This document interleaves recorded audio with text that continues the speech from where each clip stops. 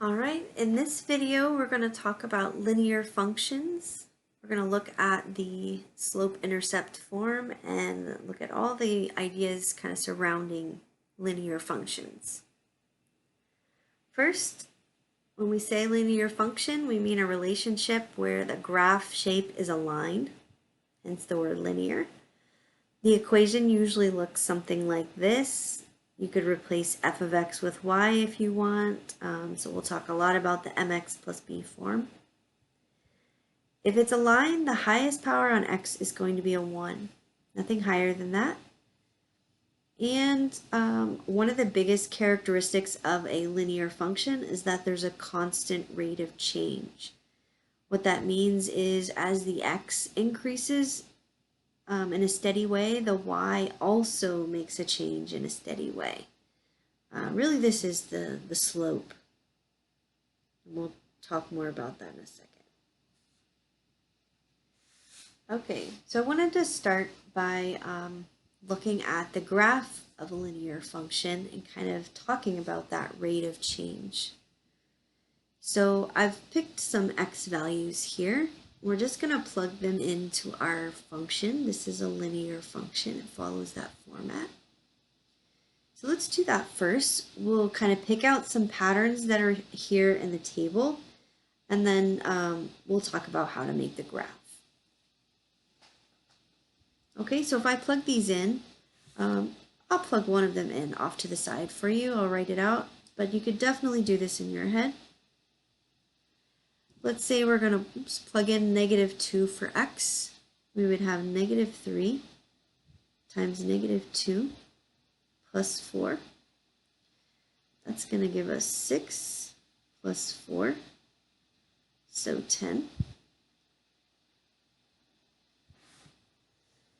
Okay, and we could do that same process for all of these. You're welcome to write them out, do them in your head, or do them in your calculator. I'm going to kind of do that in my head for the rest. So if I plug in -1, -3 times -1 would be 3, plus 4 would give me 7. 0, -3 times 0 would be 0, plus 4 is 4. If I plug in 1, I'll have -3 plus 4, which is 1. If I plug in 2, I'll have -3 times 2, so -6 plus 4 gives me -2.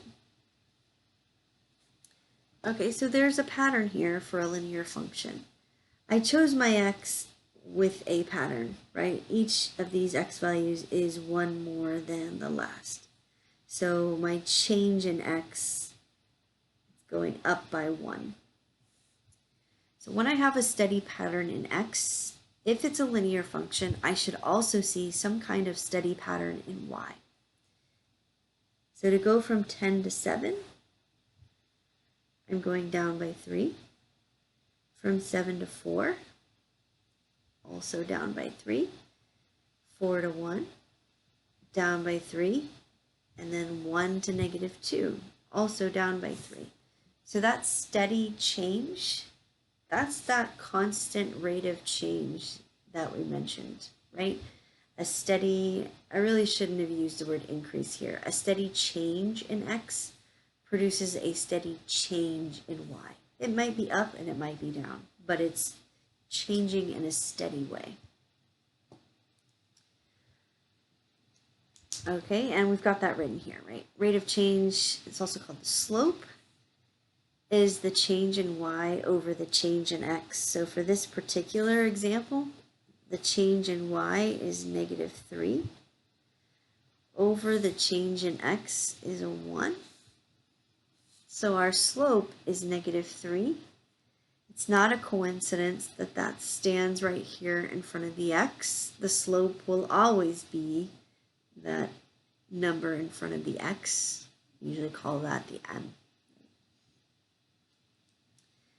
Okay, so to graph a line, you have a lot of choices. I usually just plot these points. I like to use a t-chart.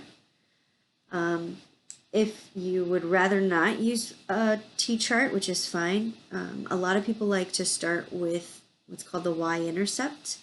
It's this point right here on the y-axis. So I have a 0 for x, which means I don't go left or right. I just go up. So here's my y-intercept. Okay, again, you could just plot these points, or you could use the slope to count from this point, right? So my slope says it's the rise over the run, right? So I'm gonna go negative rise, so I'm gonna go down by 3 and to the right by 1. So down by 3 and to the right by 1. Check that out, it gives me a point on my table, right? And then I could do it again if I want from here. So I could go down by 3, 1, 2, 3, and right by 1. If I want, I could move this negative into the bottom. Think of it like 3 over negative 1. Which means I would rise 3 and go to the left 1. So to go in the opposite direction of the line, right? Because it stretches out both directions. Now I'm going up by 3 and to the left 1. So eventually I'm going to fill in all the points I have in the table. And this is another way that you can graph a line.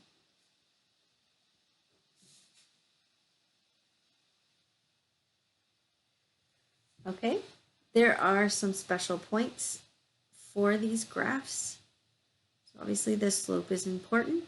Also, the X-intercept and the Y-intercept are important points. The X-intercept is the point where the graph touches the X-axis. To find that point, because it's on the X-axis, any point on the X-axis has not moved up or down. So we're going to set the Y value equal to 0, and we're going to find the X. Let's go ahead and find the X-intercept. Here's our equation. To find the X-intercept, we're going to make the Y value 0.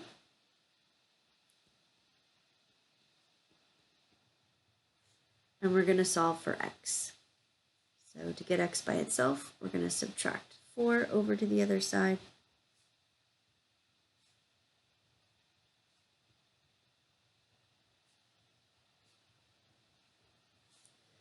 And then we're going to divide by negative 3.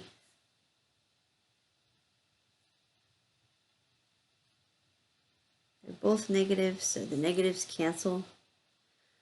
Okay, technically this is a point, so it's probably a good habit to get into to rate this as a point. This is the X value. Remember, we started by making the Y value 0. So this is the point on the X-axis, 4/3, 0. If we were to look back up at our graph, we were okay close, right? That would be this point right here on the X-axis. All right, the Y-intercept works in a very similar way, except this time we're looking for a point on the Y-axis, which has not moved left or right, so we're going to set the X value equal to 0. This one is kind of built into a linear equation, so sometimes you don't have to do a lot of solving to find it. I'm going to go ahead and solve anyway, just so you can see what that would look like. I'm going to make my X 0. Negative 3 times 0 would be 0. So my Y value is 4. We actually plotted this point and talked about it a little bit. Remember, I started with making X 0 and I got Y value of 4. And again, it's good to think of these as points rather than just numbers. So this was this point right here on the Y-axis.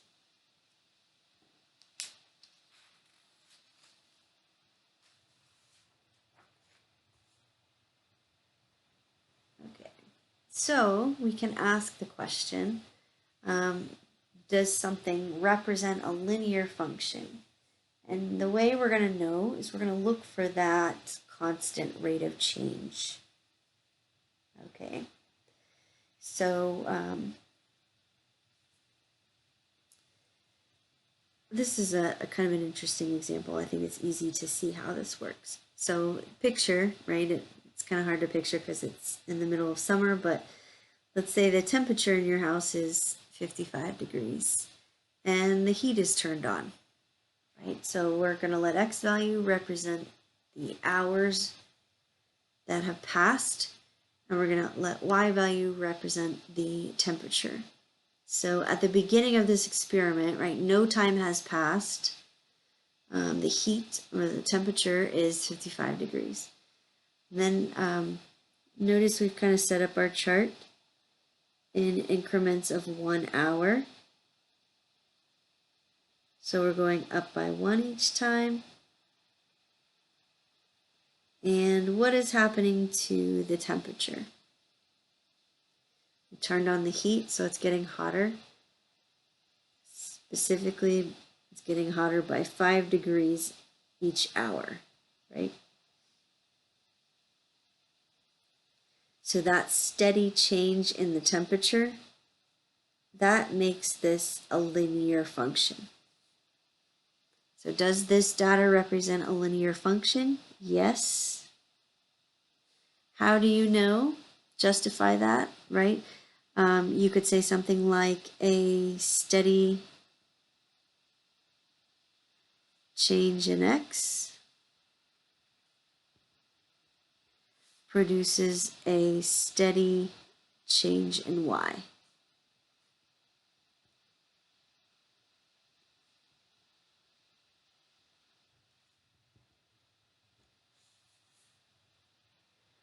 Okay, and then we want to find a function that models the temperature after X hours. All right, so our slope, right? We've kind of skipped around a little bit. We're going to formally talk about this in a second, but that rate of change that we were just mentioning is the M, right? We said M was the change in Y over the change in X.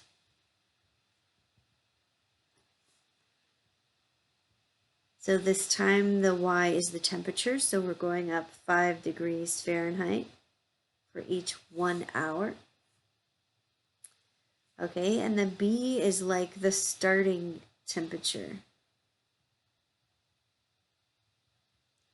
or the starting value. Sometimes it's called the initial value. So what did we start with? Yeah, that's that 55 degrees. Okay. So we started with 55 degrees and we went up 5 degrees for each hour.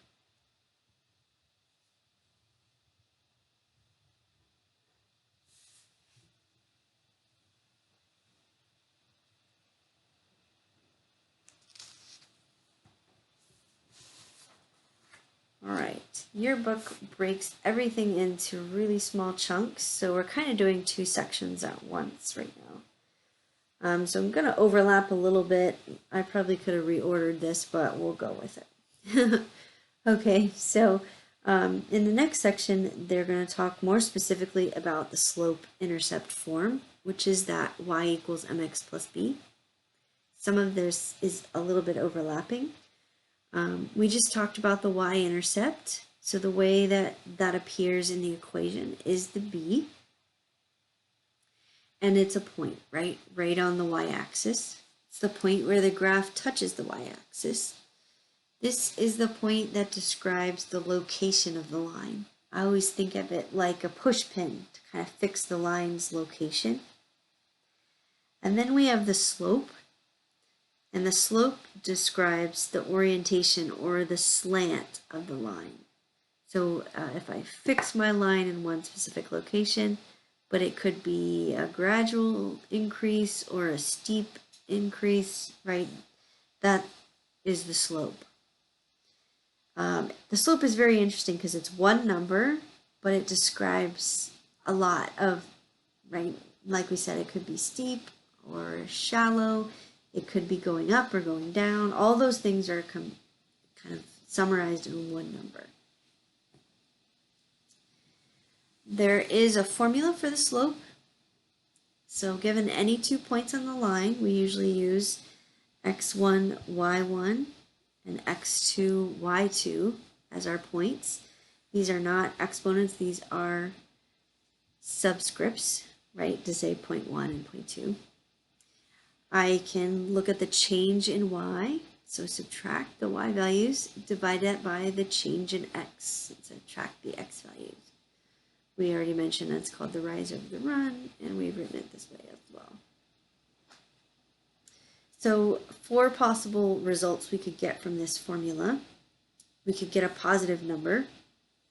A positive slope indicates that we have a rising line.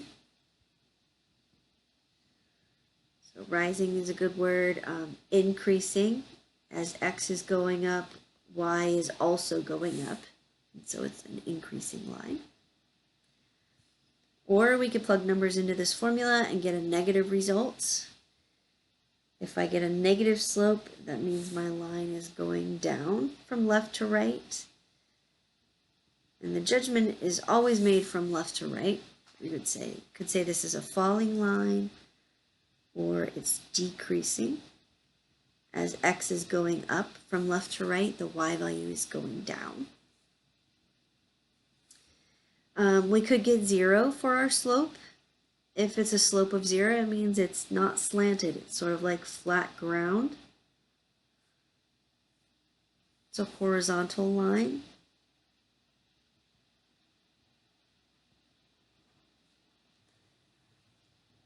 Okay, and then we could get some number divided by 0, which is something we can't calculate. So we'd say it's undefined slope. In terms of slant or steepness, I always think of this like infinite steepness, right? Like the drop off of a cliff. So this would be a vertical line.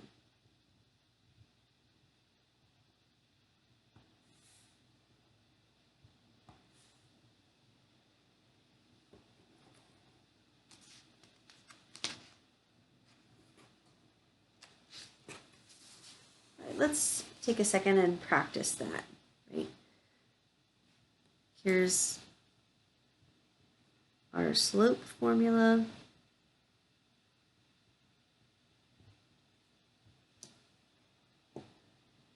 So if I pick one point to be x1, y1, and one to be x2, y2, and it doesn't matter which is which, it's going to turn out the same no matter what, as long as you're consistent. I could plug that into my formula, right? So y2 minus y1 over x2 minus x1. Usually we recommend, right, that the 2 coordinates from the same point should line up vertically, right? Just to make sure you haven't swapped anything around. So 3 minus 1 would be 2 on the top. Negative 1 minus 2 would be negative 3 on the bottom. Okay, so if our slope is negative 2/3, this would be a falling line.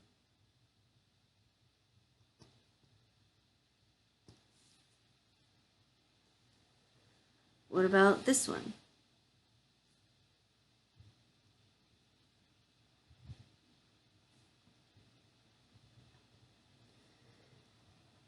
If we put these numbers into our formula, we've got y2 minus y1 over x2 minus x1.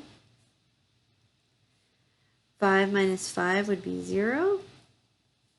Negative 5 minus negative 3, that's like negative 5 plus 3 would be negative 2. 0 divided by anything is still 0. So no slope, which means we have a horizontal line.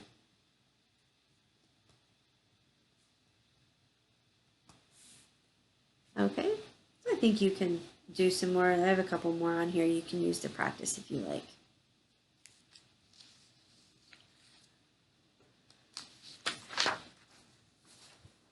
All right, and then because of the way that we calculate the slope, when we're thinking about what its meaning is, we think about the units of the y value, right? So what is y representing per or divided by? What is x representing?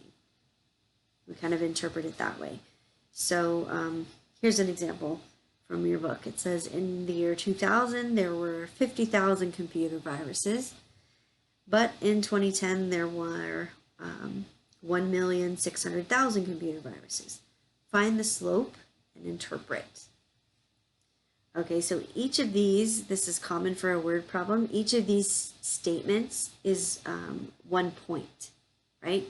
So in the year 2000, let's let the time be our x. It's generally a good idea. There were 50,000 computer viruses. Maybe we should write that out. So we're going to let x represent the year. And we're going to let y represent the number of computer viruses.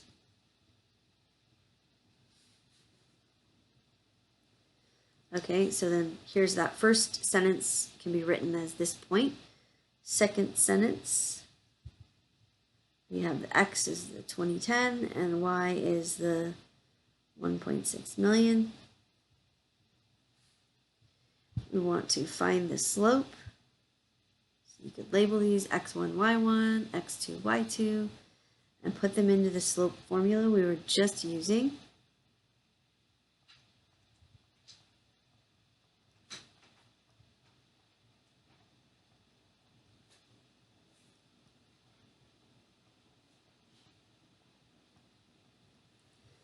Okay, probably should have brought my calculator along today. Let's see if we can do this on our end. So this will be still 1,550,000 divided by 10. So our slope is going to be, I'm just going to take off a 0, right? So 155,000. Okay, so we want to put some meaning behind this, remember? So this is the units of y, that's the number of computer viruses per unit of x, so per year. Notice it's, you could leave it like this if you like. So that's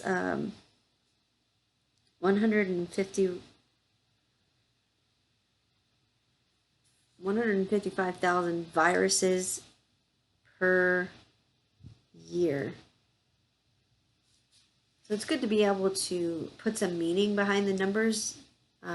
That's really where you start to get some value out of this, right? We've definitely seen calculations like this in the news or the newspaper, right? So that kind of gives you some basis to connect this to real life. All right, one more example. And that is sometimes you're going to be given an equation that's not in this slope-intercept form and you want to be able to put it in that form. So I wanted to show you how that's done. So we have an equation here. X and y are both to the first power, so we know it's a line, but it doesn't look like our friendly mx plus b. So let's take a minute to make it look that way. Basically, we're just going to solve for x, right? No, not solve for x, solve for y, right? Because we wanted to say y equals. Okay, so we want to get y alone. So we're going to move this 3x over to the other side by subtracting.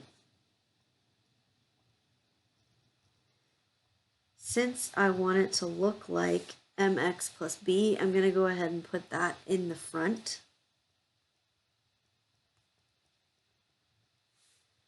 And then to get y alone, I need to, it's multiplied by 5, so I need to divide everything by 5. When I do that on both sides, I get my y equals, and this 5 divides into both, right? Both parts are divided by 5. It's really easy to divide by the 10 by 5 because we know it goes in even, but even if it doesn't go in even, it still has to go into both. So we get negative 3 over 5x plus 10 divided by 5 is 2. So from this, we can compare it with what we know about the mx plus b. What is our slope?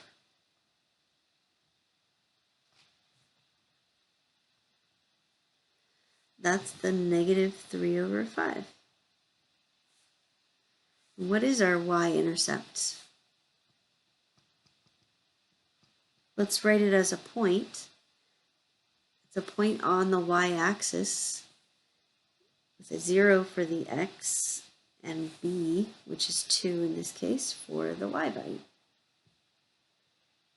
All right, I hope that gave you kind of a thorough discussion of linear functions and some of the details and different kinds of problems that you might see in this chapter. So good luck practicing, and we'll see you next time.